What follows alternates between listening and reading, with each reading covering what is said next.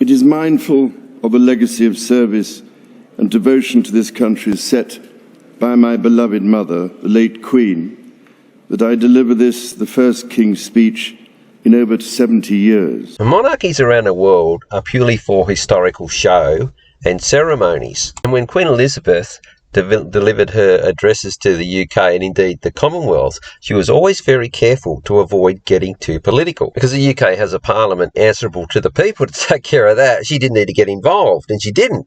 Listen to Charles and see which direction he's going. The impact of COVID and the war in Ukraine have created significant long-term challenges for the United Kingdom. And now he's come out of the blow. Look how he's dressed. He's got everything going there. His royal wardrobe's completely empty. So he mentions two recent very political events that are going on. He doesn't mention the most recent what's going on in the Middle East. A bit too tricky to navigate. I mean, it's the biggest story at the moment, but he just decides not to talk about that one. That is why my government's priority is to make the difficult but necessary long-term decisions to change this country for the better. So he comes out with my government. Now, he could be meaning my government as in he's a voter. I mean, does he vote? I assume he does. He gets to go and vote.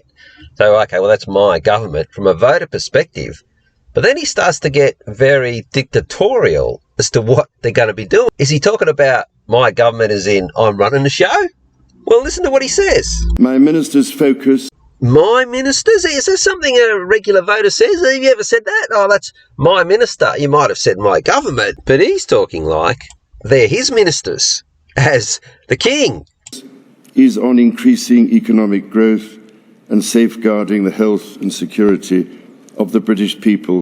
Now, he just states some obvious objectives that are taken for granted, but he says, my ministers, and here they are, sitting there listening to him.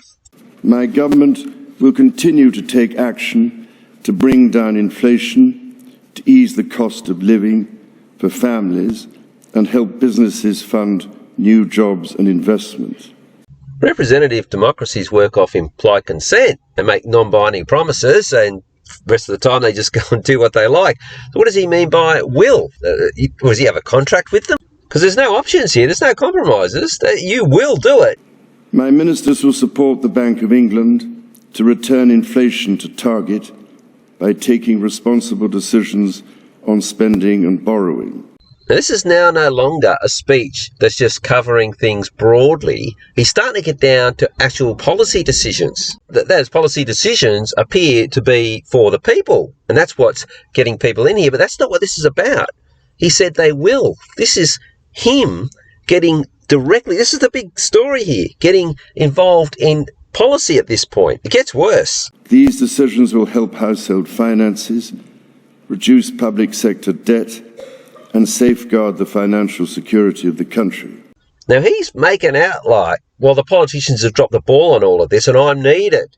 I've come in, I'm the hero to save the day, I'm your hero king. Well, the last time the king ran policy, direct legislation, was before the Magna Carta, back in the 1200s.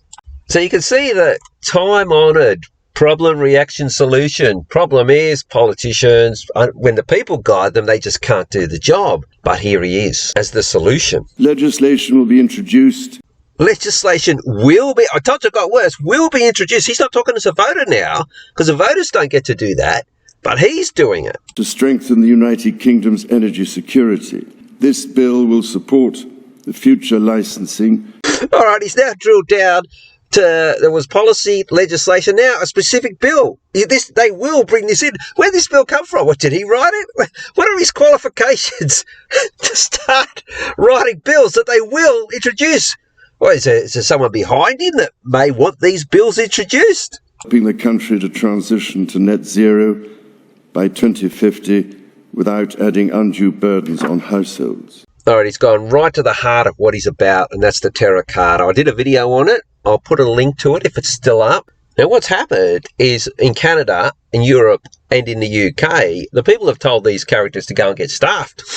When I put up with this, tearing down ULEZ cameras and just basically protesting all the time. There's other methods. There's all these groups now arising forming to go against them. Now, either there is a climate emergency or there isn't. They should have just doubled down if it was real. But they've gone, oh, well, actually, we could pause it because to help households manage it. Well, if it's an emergency, that isn't a consideration. Well, of course, it isn't an emergency. It's us tiptoeing towards tyranny. Now, he waffles on about more stuff that seems obvious that the Parliament should have been doing. They can't do it until he's turned up. But I'll jump right to where he specifically talks about tyrannical legislation that will be introduced. My government will invest in Network North to deliver faster and more reliable journeys between and within the cities and towns. Now, that all sounds very good, but what this is about is forcing people onto public transport where they can monitor your movements and also deny you movements. If they introduce a 15-minute city and you try to purchase a ticket further than that, well, it's just going to decline. And he's talking about going to another city. Well, with permission from us. That's where this is going. All right, let's get to the bombshell. Legislation will be brought forward to support the creative industries and protect public interest journalism. Legislation will be brought forth to protect can mean anything, but let me repeat what he said. Public interest journalism. I've never heard that term used before. I've heard of mainstream media and social media. Public interest journalism. So it's definitely not mainstream media, but is it a substitute for social media? I think it's discussion between ourselves. Public interest journalism. So they're starting to, and they're doing this in just parliaments and papers that they're putting out, trying to make out like us talking to each other is journalism. Well, it's not. We're just having a public discussion about things. But that ACMA bill, that hasn't been introduced yet, well, it wasn't a few weeks ago, I'll double check, and that's the one that my video got taken down because I really broke it down and tore it apart with my submission. That is where this is going. Now, public interest journalism is apparently the UK equivalent of our ACMA bill. Now, people like myself posting videos and people watching them. In fact, Katie Hopkins, she has her Katie's Arms, and it replicates being at a pub with her talking and everyone there. That's what it is. So, effectively, what this bill does is weaponises the police to go into a pub, listen to what people are saying, well, they probably have microphones anyway, and start breaking it up. No, you people can't talk about that. Could you imagine if that happened? That's what this bill is. We're not journalists. In fact, I was going to have call my Substack a journal. I'm not going to do it now.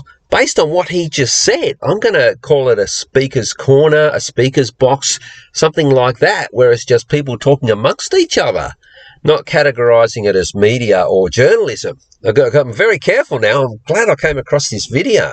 If a person says they're a citizen journalist reporting on things, well, that's exactly what they want you to do. I'll have to comment on the Sky News video. Going to be interesting to see if it's still there, if it's got any likes or not. So I encourage the Sky News audience to look up Charlie's Terra Carta. It's about the land and therefore the law of the land being transferred back to the monarch from the people.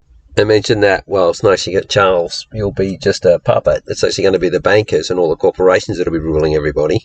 And highlight that from that speech, you could take it that the ministers now answer to him, not to the people.